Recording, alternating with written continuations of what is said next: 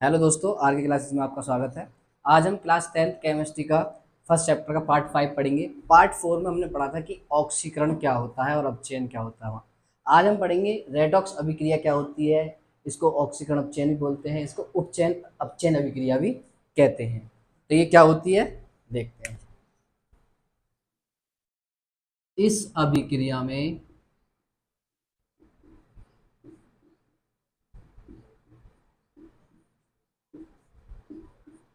ऑक्सीकरण और अपचयन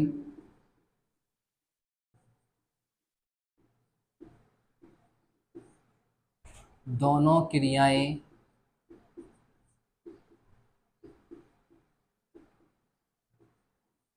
एक साथ होती हैं। एक साथ होती हैं, उसे रेडॉक्स अभिक्रिया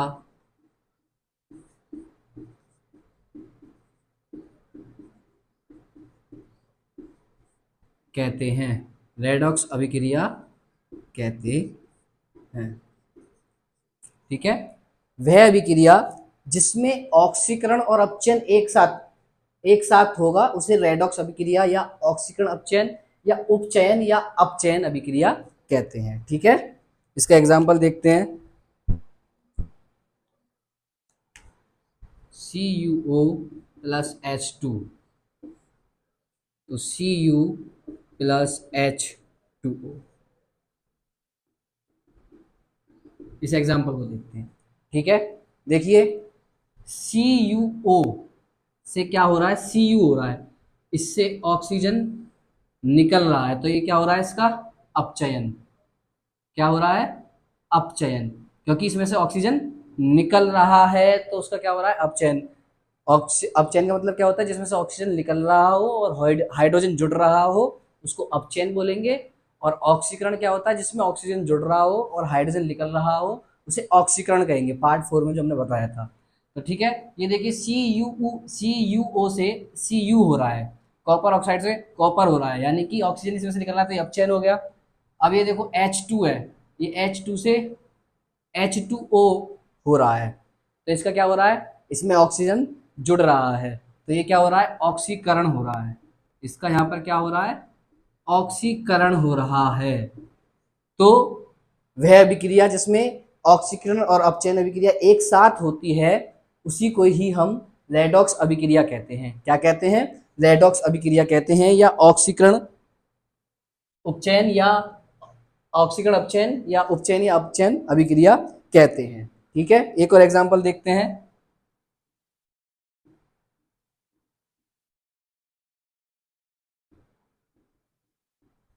इसको देखते हैं। ठीक है, देखिए ZnO से Zn हो रहा है, तो इसमें से ऑक्सीजन निकल रहा है, तो इसका क्या हो रहा है, ऑक्सीकरण। क्या हो रहा है, अपचयन, सॉरी, इसमें से तो ऑक्सीजन निकल रहा है तो इसका क्या हो रहा है, अपचयन। और कार्बन से CO हो रहा है, तो इसका क्या हो रहा है, ऑक्सीकरण, इसमें क्योंकि ऑक्सीजन जुड़ रहा है, तो इसका क्या हो रहा है, ऑक्सीकरण। तो ये क्या अभिक्रिया कहलाएगी, रेडॉक्स अभिक्रिया कहलाएगी, या ऑक्सीकरण अपचयन अभिक्रिया कहलाएगी, या उपचयन या अपचयन अभिक्रिया कहलाएगी। ठीक है, तो वह अभिक्रिया जिसमें ऑक्सीकरण और अपचयन दोनों क्रियाएं एक साथ होती हैं उसी को ही रेडॉक्स अभिक्रिया कहते हैं। ठीक है, अगला देखते हैं, अनुत्क्रमणीय अभिक्रिया।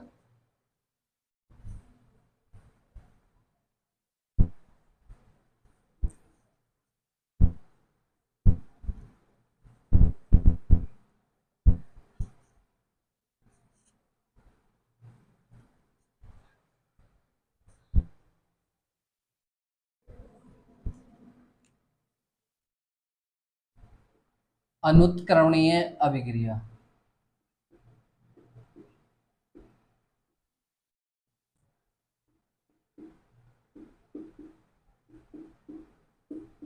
इरिवर्सिबल अभिक्रिया,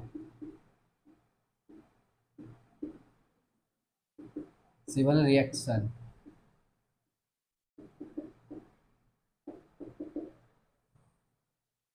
अनुत्क्रमणीय अभिक्रिया। यह अभिक्रिया क्या होती है, तो लिखते हैं वह अभिक्रिया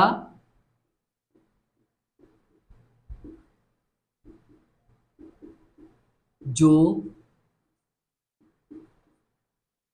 अग्रिम यानी कि आगे की दिशा, अग्रिम दिशा यानी कि आगे की दिशा में होती है और पूर्ण हो जाती है,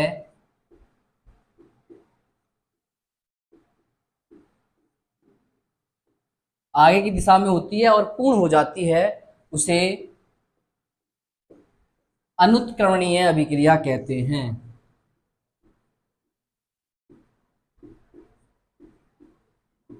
अनुत्क्रमणीय अभिक्रिया कहते हैं वह अभिक्रिया जो आगे की दिशा में हो जाती है, आगे की दिशा में होती है और पूर्ण हो जाती है, उसी को ही हम अनुत्क्रमणीय अभिक्रिया कहते हैं। इसके एग्जाम्पल से समझेंगे।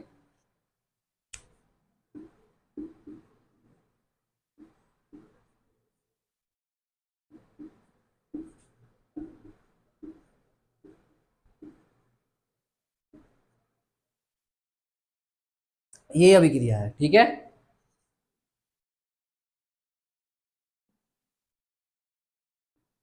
ये अभिक्रिया है अनुत्क्रमणीय अभिक्रिया, क्योंकि पोटेशियम क्लोराइड को जब हम गर्म करेंगे तो ये पोटेशियम क्लोराइड और ऑक्सीजन में टूट जाएगा, ठीक है। तो ये जो क्रिया है बैकवर्ड नहीं हो सकती, फॉरवर्ड होती है, आगे की दिशा में होती है और पूर्ण हो जाती है। इसको वापस ये पोटेशियम क्लोराइड को गर्म करके हमने दो इसमें पोटेशियम क्लोराइड और ऑक्सीजन में तोड़ दिया, इसको हम दोबारा से पोटेशियम क्लोराइड में नहीं तोड़ सकते। तो वही अभिक्रिया अनुत्क्रमणीय अभिक्रिया कहलाएगी, जो आगे की दिशा में होगी और पूर्ण हो जाएगी। अब ये पूर्ण क्यों होती है, ये देख लीजिए कि जो ये ऑक्सीजन है, जो ये तीर ऊपर का निशान दिखाई दे रहा है, इसमें जो गर्म करने के बाद जो ऑक्सीजन बन रही है, तो ऑक्सीजन का मतलब क्या है, उड़ जा रही है। जो इसमें ये ऑक्सीजन जो है बनने के बाद उड़ जा रही है। अब पोटेशियम क्लोराइड को अगर किसी के साथ रिएक्शन करनी होगी तो कुछ तो होना चाहिए, जब यहाँ ऑक्सीजन वो तो उड़ी जा रही है, तो फिर वो किससे वो रिएक्शन करके पोटेशियम क्लोराइड को बनाएगा। तो इसलिए ये अभिक्रिया पूर्ण हो जाती है, क्योंकि इसमें जो गैस है वो उड़ जाती है।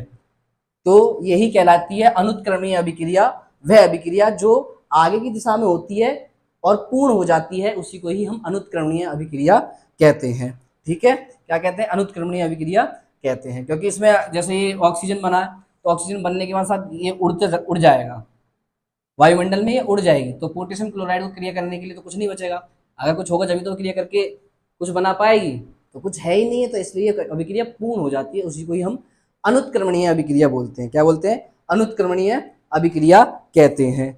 एक और एग्जाम्पल देख लीजिए।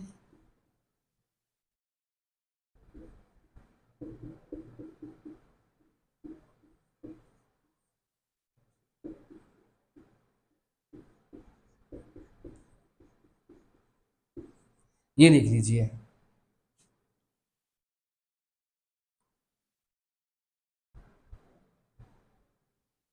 प्लस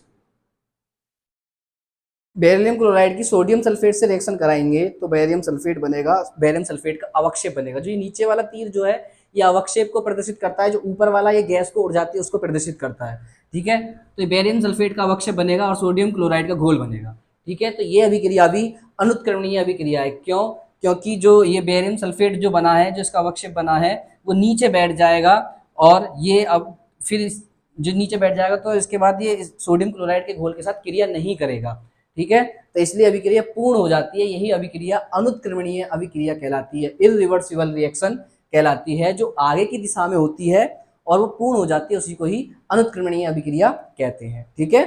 अगले चलते हैं, उत्क्रमणीय अभिक्रिया।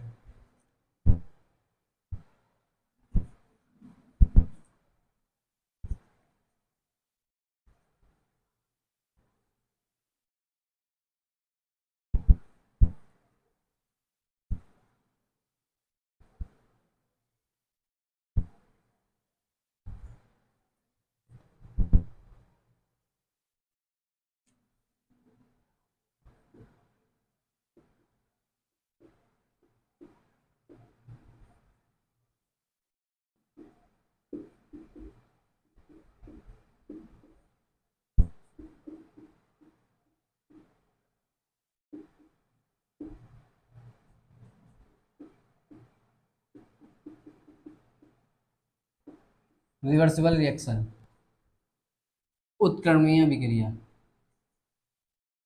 तो इसमें लिखते हैं यह अभिक्रिया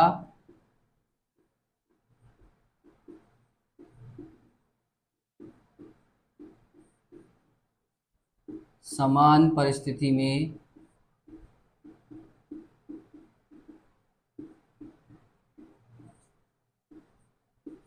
दोनों दिशाओं में हो जाती है, दोनों दिशाओं में होती है, दोनों दिशाओं में होती है, उसे उत्क्रमणीय अभिक्रिया कहते हैं, यानी कि रिवर्सिबल अभिक्रिया कहते हैं, जो दोनों दिशाओं में होती है। उत्क्रमणीय अभिक्रिया कहते हैं, ठीक है। इसे द्वारा प्रदर्शित करते हैं,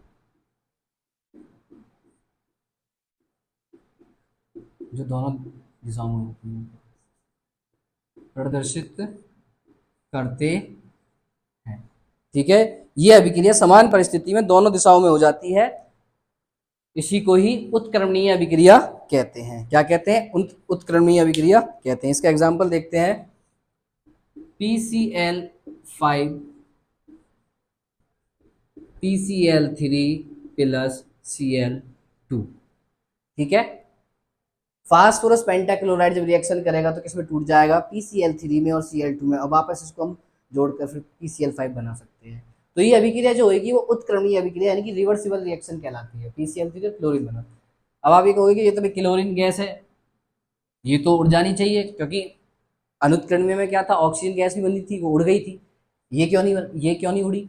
तो इसका भी एक रीजन है, जो इसकी जो शर्त होती है अभिक्रिया की, उत्क्रमणीय अभिक्रिया की, ये बंद बर्तन में होती है, बंद बर्तन में होती है। तो ये जो रिएक्शन है ये बंद बर्तन में होती है। PCl5 की जब क्रिया कराएंगे बंद बर्तन में तो PCl3 और Cl2 बनेगा। जब ये बंद बर्तन में होगी तो फिर ये कहाँ से गैस निकल जाएगी? वापस ये गैस दोनों आपस में सॉलिड क्रिया करके इसे बना लेंगे, PCl3 और Cl2 आपस में क्रिया करके PCl5 को बना लेंगे। तो इसलिए ये रिएक्शन जो है रिवर्सिबल रिएक्शन है। इससे PCl5 से PCl3 Cl2 भी बनाया जा सकता है, इन दोनों से PCl5 भी बनाया जा सकता है, बशर्त इसकी क्या है, बंद बर्तन में होती है, इसलिए गैस इसमें से नहीं निकल पाती है, ठीक है। एक और देखते हैं, कैल्शियम कार्बोनेट, ठीक है, कैल्शियम ऑक्साइड और कार्बन डाइऑक्साइड, ये भी रिएक्शन रिवर्सिबल रिएक्शन है, ठीक है। कि चूना पत्थर की जब क्रिया कराएंगे तो ये कैल्शियम ऑक्साइड और कार्बन डाइऑक्साइड में टूट जाएगा, इसमें भी गैस निकली, क्योंकि इसकी शर्त क्या है, बंद बर्तन में होगी, बंद बर्तन में होगी तो गैस निकल ही नहीं सकती। तो इसलिए कैल्शियम कार्बोनेट से कैल्शियम ऑक्साइड और कार्बन डाइऑक्साइड बनेगा, ये आपस में क्रिया करके फिर से इसे बना सकती हैं, ठीक है। तो ये उत्क्रमणीय अभिक्रिया कहलाती है, कि वह अभिक्रिया जो समान परिस्थिति बोले तो समान टेम्परेचर में दोनों दिशाओं में हो जाती है, बैकवर्ड और फॉरवर्ड दोनों दिशाओं में हो जाती है, उसी को ही उत्क्रमणीय अभिक्रिया यानी कि रिवर्सिबल रिएक्शन कहते हैं, ठीक है। समझ में आया?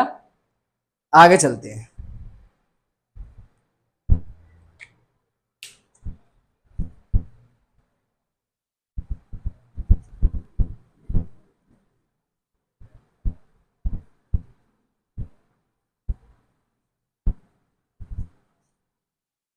अब पढ़ेंगे हम दैनिक जीवन में उपचयन के प्रभाव। दैनिक जीवन में उपचयन के प्रभाव, उपचयन बोले तो ऑक्सीकरण, ठीक है, उपचयन का प्रभाव की दैनिक जीवन में ऑक्सीजन जब जुड़ जाएगा तो उसका क्या क्या प्रभाव पड़ेगा, ठीक है, उपचयन का प्रभाव, ठीक। इसमें हम पढ़ेंगे संचारण। संचारण ये क्या होता है? संचारण का मतलब होता है कमजोर, ठीक है। तो लिखते हैं इसमें,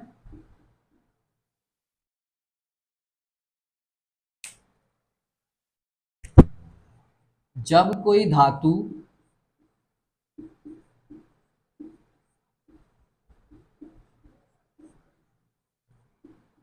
आर्द्रता, आर्द्रता यानी कि नमी,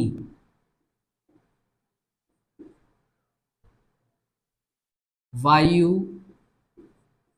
जल आदि के संपर्क में आती है,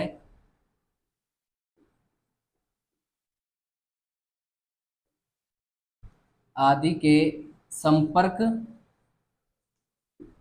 में आती है तो धीरे धीरे नष्ट या गलना गलने लगती है, मतलब खराब होने लगती है, तो उसे संक्षारण कहते हैं। संक्षारण यानी कि कमजोर हो जाएगी, जब गल जाएगी तो धीरे धीरे नष्ट हो जाएगी, तो संचारण कहते हैं।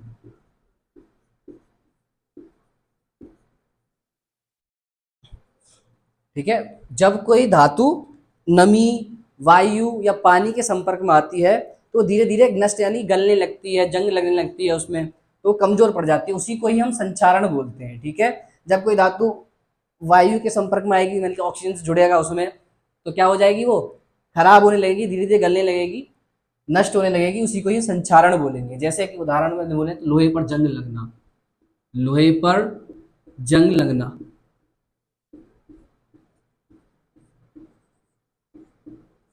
जंग लगना, लोहे पर जंग लगना।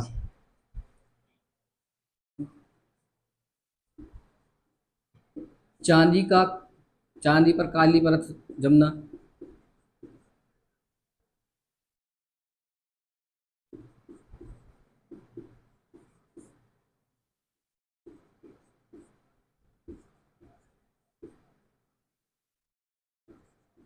चांदी पर भी काली जो परत जम जाती है, लोहे पर जंग लगना, ये सब क्या है, संक्षारण है। आपने देखा होगा आपके घर में लोहे की धातु होंगी, अगर उसमें हम वायु के संपर्क में आए या पानी उस पर जाता रहे बार बार, तो क्या होता है, उस पर जंग लग जाती है, मतलब लाल कलर का परत सी जम जाती है, पाउडर टाइप की लाल और भूरे रंग की जंग जम जाती है। ठीक है, तो ये इसका कारण है संचारण का, कि जब कोई धातु वायु के संपर्क में आएगी या नमी के संपर्क में आएगी, जल के संपर्क में आएगी, तो क्या होगा, वो धातु जो है वो गलने लग जाएगी, नष्ट होने लग जाएगी, कमजोर पड़ जाएगी, उसी को हम संचारण कहेंगे। ठीक है, तो इसको बचाने के लिए क्या करते हैं, हम लोहे पर पेंट करते हैं, लोहे पर पेंट करते हैं। देखा होगा कूलर है, कूलर में पानी भरते हैं, तो उसमें जब वायु और पानी जाता रहता है तो उसमें भी जंग लग जाती है, तो फिर उसमें हम क्या करते हैं, पेंट करके रखते हैं। ठीक है, जंग से बचाने के लिए इसको पेंट करके रखते हैं। तो ये क्या संचारण है, कि जो धातु जब वायु के संपर्क में आएगी, ऑक्सीकृत हो जाएगी, तो वो गलने लग जाएगी, जंग लग जाएगी, उसी को ही हम संचारण कहेंगे। ठीक है, दूसरा देखते हैं, विकृत गंधिता।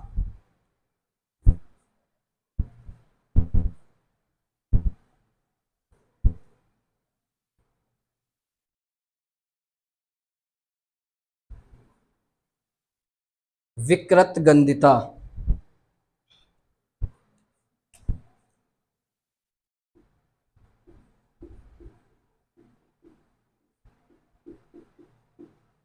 विकृत गंधिता, नाम से ही पता चल रहा है, विकृत मतलब बेकार, गंधिता मतलब गंध। ठीक है, ये क्या चीज होती है, तेल जो वसा, मतलब घी वगैरह, तेल वगैरह जो चीजें ये होती है, खाद्य वाली चीजें होती हैं जो बनती हैं तेल वसा से, जब वो वायु के संपर्क में आती है तो उनका जो टेस्ट है और उसमें बदबू आने लगती है, गंध आने लगती है, खराब हो जाती है। ठीक है, टेस्ट और गंध उनका खराब हो जाता है, उसी को ही बोलते हैं विकृत गंधिता। जब तेल और वसा और खाने वाली चीज जो है वायु के संपर्क में आएंगी, यानी कि ऑक्सीकृत हो जाएंगी, यानी कि उपचयित हो जाएंगी, तो उनका जो स्वाद है और गंध है वो खराब हो जाएगी, तो इसी को क्या बोलते हैं, विकृत गंधिता कहते हैं। ठीक है, तो लिखते हैं इसकी परिभाषा।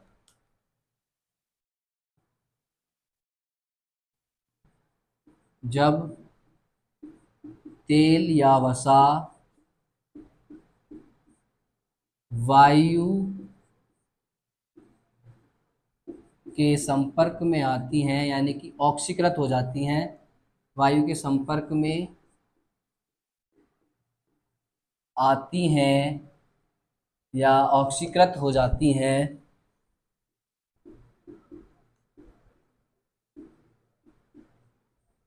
ऑक्सीकृत हो जाती हैं तो उनका स्वाद और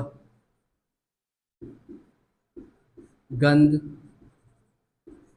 खराब हो जाती है, खराब हो जाता है, टेस्ट भी बदल जाएगा और उसमें बदबू भी आने लग जाएगी, खराब हो जाता है, तो उसे विकृत गंधिता कहते हैं। ठीक है। जब तेल या वसा, वसा का मतलब क्या है, घी वगैरह, वही फैट जो होता है, जब वो वायु के संपर्क में आएंगी यानी कि ऑक्सीकृत होंगी, तो उनका जो टेस्ट है और जो उसमें जो स्मेल है उनको खराब हो जाएगा। ठीक है, तो वही क्या कहलाएगा, विकृत गंधिता कहलाती है। ठीक है। अब जैसे आपने देखा होगा चिप्स है, अब तेल में बनी हुई चिप्स है, अगर उसे तुम वायु के संपर्क में रख दो और तो वो ऑक्सीकृत हो जाएंगे, तो थोड़ी जब वायु के संपर्क में आएंगे तो वो खराब हो जाएंगे। ठीक है। अब इनसे बचने के लिए विकृत गंधिता से बचने के लिए क्या करते हैं कि जो चिप्स वाला पैकेट होता है, तो वो भी तेल से बने हुए चिप्स होते हैं, लेकिन जो जिस पैकेट में होते हैं उसमें गैस भरी होती है, नाइट्रोजन गैस, जिससे वो ऑक्सीकृत नहीं हो पाते हैं। जब ऑक्सीकृत नहीं होंगे तो वो सही रहेंगे, अगर वो वायु के संपर्क में आ जाएंगे तो वो भी खराब हो जाएंगे। तो जो चिप्स वाला पैकेट होता है, कुरकुरे वाले पैकेट होते हैं, वो भी, वो जो चिप्स वगैरह वो भी तेल के बने हुए होते हैं, लेकिन जिस वो पैकेट में रखे जाते हैं उसमें नाइट्रोजन गैस भरी होती है, जिसके कारण वो सुरक्षित रहते हैं। ठीक है, इसलिए उसमें विकृत गंधिता नहीं होती है। और दूसरा क्या है कि हम जैसे हमने कुछ बनाया तो उसको हम फ्रिज में रख देते हैं, तो फ्रिज में रखने से क्या हो, ठंडा, जब ठंडा हो जाएगा तो उसकी जो विकृत गंधिता, मतलब बेकार होने की जो वो है, गंध है वगैरह, वो उसका समय बढ़ जाएगा, ये नहीं कि जल्दी जल्दी ही वो खराब हो जाएगा, वो होगा पर धीरे धीरे में होगा, विकृत गंधिता होने में दुगना समय लग जाएगा फिर ठंडा खाने में भी। ठीक है। तो ये विकृत गंधिता क्या होती है कि जब तेल या वसा वाली चीजें वायु के संपर्क में आती है यानी कि ऑक्सीकृत हो जाती हैं, तो उनका जो टेस्ट है और उसमें स्मेल आने लग जाती है, उसी को ही विकृत गंधिता कहते हैं। विकृत गंधिता बेकार हो जाती है। ठीक है। और जो पैकेट वाले चिप्स होते हैं उसमें गैस भरी रहती है, नाइट्रोजन गैस भरी रहती है, जिसके कारण वो खराब नहीं होते। ठीक। तो अब आगे चलते हैं।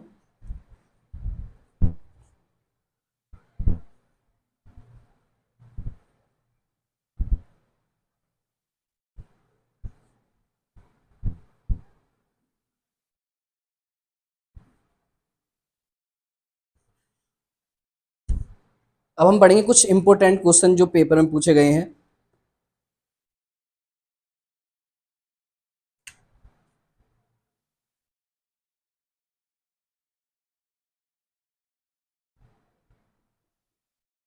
जो पेपर में पूछे गए इंपॉर्टेंट क्वेश्चन पढ़ेंगे।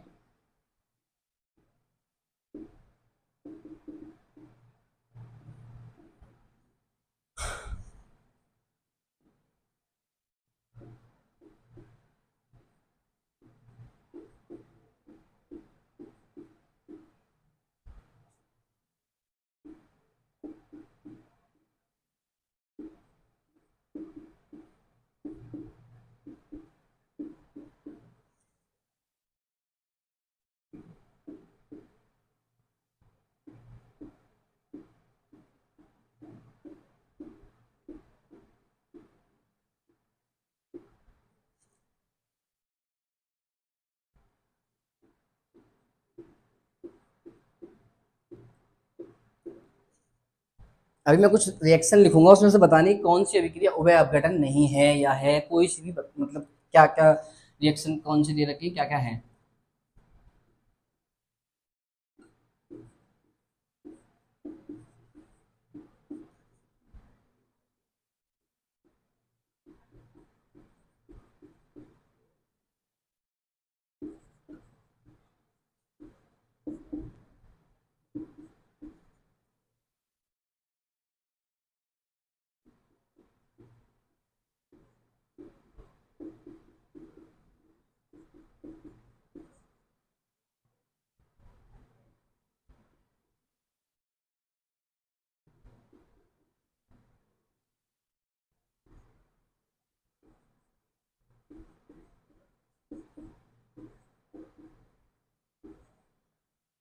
तो ये रिएक्शन दे रखी है, आपको इसमें से बतानी है कौन सी अभिक्रिया उभय अपघटन है या नहीं है, या क्या है, कौन सी है। ठीक है, तो पहली रिएक्शन को देखते हैं हम।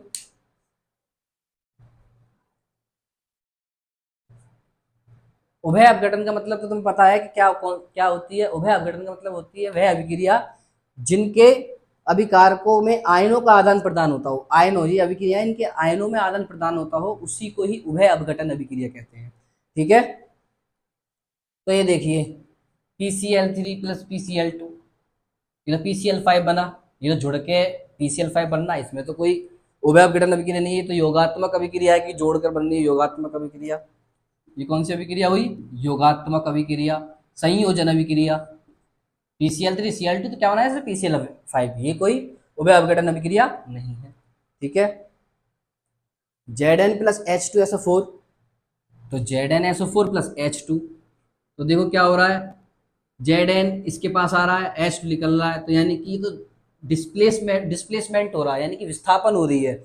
H2 की जगह Zn आ गया और H2 निकल गया, तो H2 की जगह इसने इसका स्थान ले लिया, जिंक ने H2 का स्थान ले लिया। तो वो कौन सी अभिक्रिया होती है जिसमें अधिक क्रियाशील तत्व कम क्रियाशील तत्व का स्थान को विस्थापित कर देता है, उसे विस्थापन अभिक्रिया बोलते हैं। तो ये कौन सी अभिक्रिया है भाई?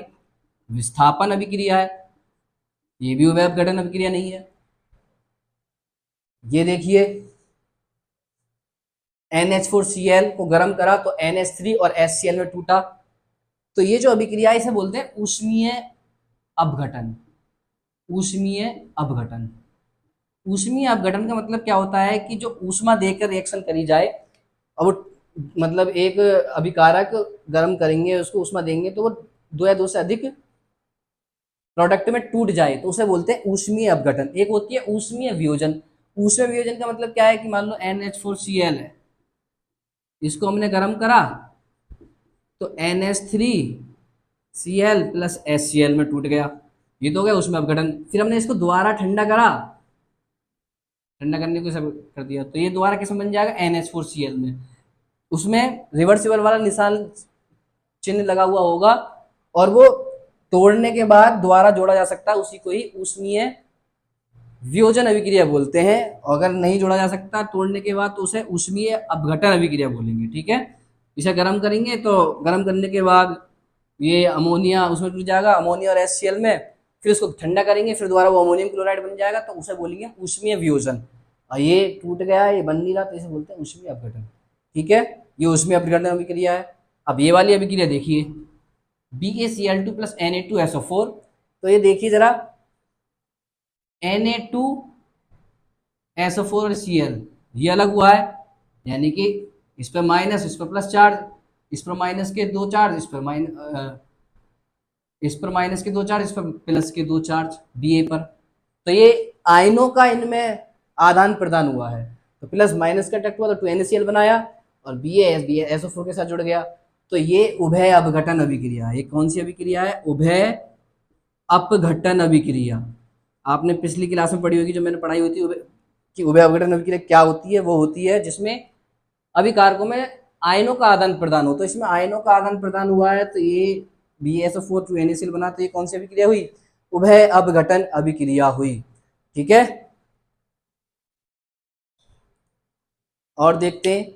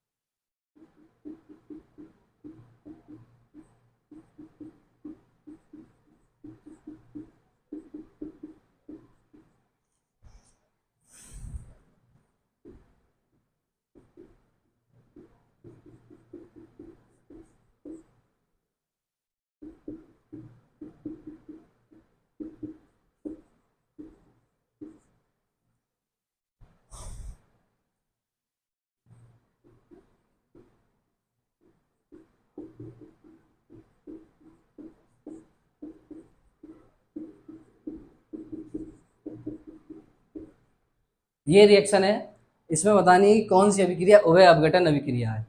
ठीक है, तो देखिए NH4Cl ये तो सीधे गर्म करा तो NH3HCl में टूटा, ये तो उभय अपघटन अभिक्रिया है या नहीं है? नहीं है, ये अभिक्रिया उभय अपघटन नहीं है, क्योंकि इसमें आयनों का कोई आदान प्रदान नहीं हुआ है।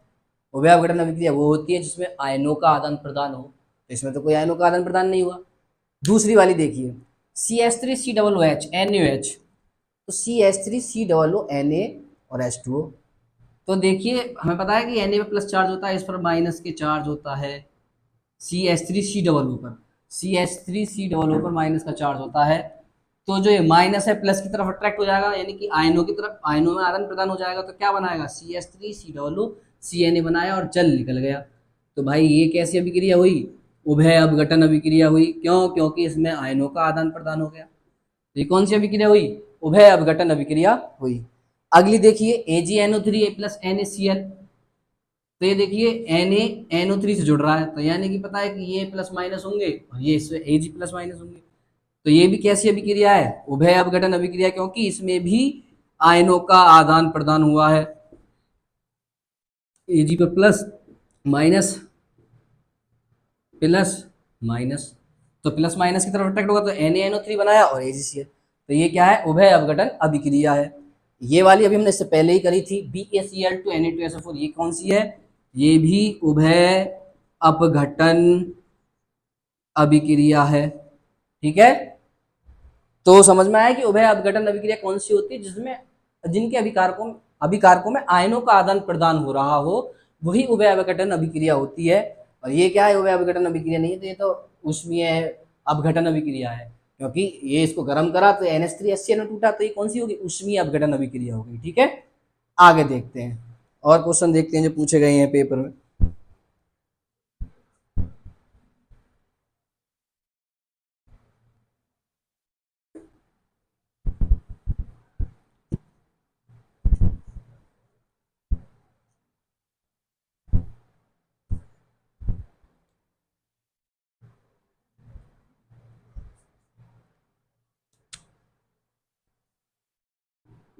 BaCl2 प्लस H2SO4, ठीक है, तो BaSO4 प्लस HCl, ठीक है, ये अभिक्रिया को संतुलित करना है।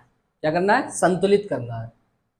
तो संतुलित कैसे करेंगे? पहले वाले क्लास में बता चुका हूँ संतुलित कैसे करते हैं, तो देखते हैं इसको। BaCl2 प्लस H2SO4, तो BaSO4 और HCl, तो इसको संतुलित करने की कोशिश करेंगे। पहले हम सबके देख लेते हैं कि इधर साइड Ba के कितने हैं, इधर साइड कितने हैं, इधर साइड कितने, सबको देख लेते हैं। इधर देखो Ba कितने, एक है, इधर एक है, बराबर है।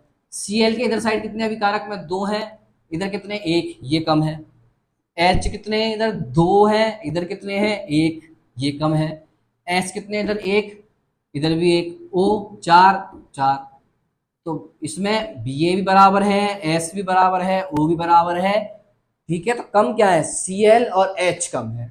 इधर कितने कितने Cl? दो है, इधर कितने? एक, इधर H कितने? दो है, इधर कितने? एक, तो मैं यहाँ दो की मल्टीप्लाई कर दूं तो ये संतुलित हो जाएगी ना। देख लीजिए, Ba एक, तो इधर Ba एक, Cl दो, तो इधर भी दो Cl हो गए, H दो है तो इधर भी दो H हो गए, S एक है, इधर भी S एक हो गया, O इधर चार है, इधर भी O चार हो गया, तो ये अभिक्रिया क्या हो गई? संतुलित हो गई। ठीक है, अब दूसरी देखते हैं।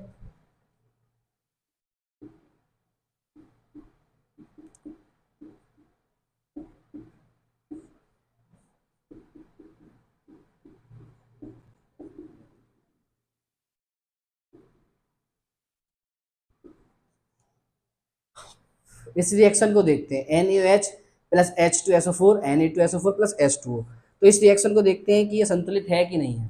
ठीक है, Na इधर कितने? एक है, इधर कितने? दो, नहीं है संतुलित। वो कितने? इधर एक और चार, पांच, इधर कितने? चार और एक, पांच, वो तो बराबर है। H कितने? इधर दो और एक, तीन, इधर कितने? दो, O H भी बराबर नहीं है, तो हमें बराबर करने होंगे, तो हम क्या करेंगे? पहले Na को बराबर करते हैं। इधर Na दो है, तो इधर मैं दो करने की कोशिश करूँ, दो की मल्टीप्लाई कर देता हूँ। ठीक है, इधर Na दो है, इधर एक था तो मैं दो की मल्टीप्लाई कर दी, तो इधर Na कितने हो गए, दो, इधर कितने हो गए, दो, Na बराबर हो गए। इधर अब O कितने हो गए, दो ये रे, चार ये रे, चार दो छह O हो गए। इधर कितने हैं, चार और एक पांच, इधर पांच है, तो क्यों ना मैं इधर दो की मल्टीप्लाई कर दूं, तो चार दो छह O हो गए, इधर भी दो O और चार छह हो गए, और इधर भी छह हो गए, O भी बराबर हो गए। अब इसमें क्या चीज बराबर नहीं थी, एच देखो, क्योंकि एच तो बराबर है ही है। एच देखो, एच कितने इधर, इधर दो एच ये रे, दो ये रे, दो और दो चार, इधर कितने हैं, दो दूनी चार, एच भी संतुलित हो गए, एच भी संतुलित हो गए। ठीक है, अब अगली देखते हैं।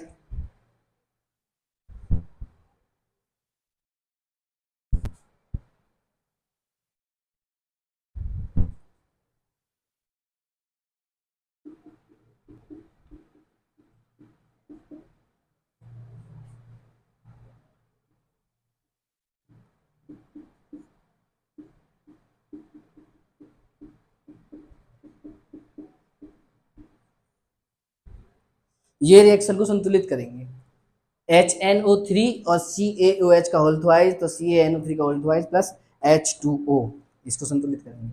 इधर इसे देखो, इधर साइड H कितने, एक, इधर साइड कितने, दो, H ही संतुलित नहीं है पहले तो। N और सबको देख लेते हैं, N कितने इधर, एक, इधर कितने, दो हैं, ये भी संतुलित नहीं है। O कितने इधर, तीन, दो पांच, इधर कितने, तीन दूनी छह और एक सात, और कैल्शियम कितने इधर, Ca एक, इधर एक, तो इसको हम संतुलित करेंगे भाई। तो देखो, इसमें कैल्शियम ही बैलेंस है, बाकी तो सब बैलेंस नहीं है। तो इधर H कितने, दो है, इधर कितने, एक, क्यों ना मैं दो की मल्टीप्लाई कर दूं इधर, तो मैंने दो की मल्टीप्लाई कर दी उधर साइड, तो O कितने, H कितने हो गए, यहाँ दो हो गए, यहाँ दो हो गए। ठीक है, H तो बराबर हो गए। और देखो, दो की मल्टीप्लाई करने से क्या हुआ, जो यहाँ N है कितने, दो, और यहाँ कितने, दो, N भी संतुलित हो गई। O देखो, दो तिया छः, दो आठ, इधर आठ हो गए, इधर कितने, छः, तीन दूनी छः और एक सात। ओ कम है इधर साइड, इसे भी ऐड करने होंगे, तो मैं क्या करूँ, इधर मैं दो की मल्टीप्लाई कर देता हूँ, दो की मैंने इधर साइड मल्टीप्लाई कर दी। तो अब देखो क्या ऑक्सीजन संतुलित हुए कि नहीं हुए, तीन दूनी छः, दो आठ, इधर आठ ऑक्सीजन हो गए, इधर कितने, दो और तीन दूनी छः, छः और दो आठ, इधर भी ऑक्सीजन आठ हो गए, इधर भी ऑक्सीजन आठ हो गए, ऑक्सीजन तो संतुलित हो गए। एच देखो, दो और दो चार, इधर एच कितने, दो दूनी चार, एच भी संतुलित हो गए। अब क्या रह गया, एन, एन कितने इधर, दो, और इधर कितने, दो, तो एन भी संतुलित हो गए। और कैल्शियम कितने, एक, इधर कितने, एक, कैल्शियम भी संतुलित हो गए। तो ये रिएक्शन संतुलित हो गई। ठीक है, समझ में आया कि रिएक्शन को कैसे संतुलित करते हैं।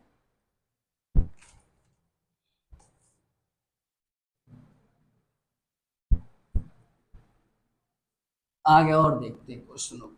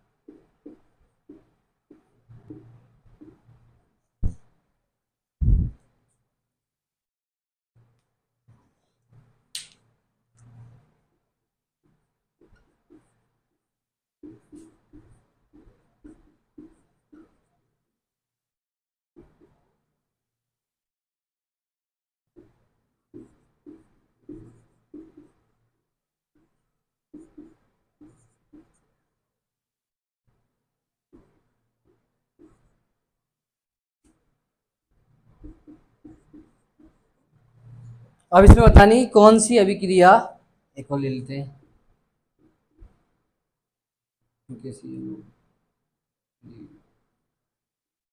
2KCl plus 3।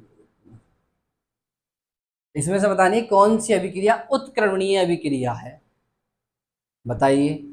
मैंने अभी बताया था थोड़ी देर पहले कि उत्क्रमणीय अभिक्रिया कौन सी होती है, जो समान परिस्थिति में दोनों दिशाओं में हो जाती है, उसी को ही उत्क्रमणीय अभिक्रिया बोलते हैं, रिवर्सिबल बोलते हैं। तो बताओ जरा इसमें से उत्क्रमणीय अभिक्रिया कौन सी है। ये देखो PCl5 है, PCl3 और Cl2 बना सकता है, और द्वारा इन दोनों को योग से हम PCl5 भी बना सकते हैं। तो ये कौन सी अभिक्रिया है भाई, ये है उत्क्रमणीय अभिक्रिया, रिवर्सिबल रिएक्शन। अगली देखो N2O4, 2NO बनाया प्लस O2 बनाया, भाई दोनों आपस में क्रिया करके N2O4 बना देंगी। तो ये भी कौन सी रिएक्शन है, उत्क्रमणीय अभिक्रिया है, ये भी उत्क्रमणीय अभिक्रिया है। इससे इस चिन्ह से पता कर ले करो, उत्क्रमणीय अभिक्रिया रिवर्सिबल रिएक्शन जो दोनों दिशाओं में हो जाती है, बैकवर्ड भी फॉरवर्ड भी, ठीक है। कैल्शियम कार्बोनेट है, कैल्शियम ऑक्साइड बनाया, कार्बन डाइऑक्साइड बनाया, ये आपस में क्रिया करेंगी, फिर दोबारा कैल्शियम कार्बोनेट बना देंगी। तो ये भी कौन सी रिएक्शन है, उत्क्रमणीय अभिक्रिया है, ये भी कौन सी है, उत्क्रमणीय अभिक्रिया। अगली देखिए 2KClO3, तो 2KCl प्लस 3O2 बना है, क्या ये दोबारा बना सकती हैं, इसको नहीं बना सकती क्योंकि इसमें ऑक्सीजन तो निकल जाएगी। तो ये क्या है, अनुत्क्रमणीय अभिक्रिया है। ये कौन सी अभिक्रिया है, अनुत्क्रमणीय अभिक्रिया है, ठीक है। समझ में आया कि अनुत्क्रमणीय और उत्क्रमणीय अभिक्रिया कौन कौन सी है, विस्थापन अभिक्रियाएं कौन कौन सी होती है, उभय अपघटन अभिक्रियाएं कौन कौन सी होती है, ऊष्मीय वियोजन कौन कौन सी होती है, संतुलित कैसे करते हैं, समझ में आ गया। ये चैप्टर कंप्लीट हो गया। अगर नेक्स्ट चैप्टर में मिलेंगे अगली क्लास में।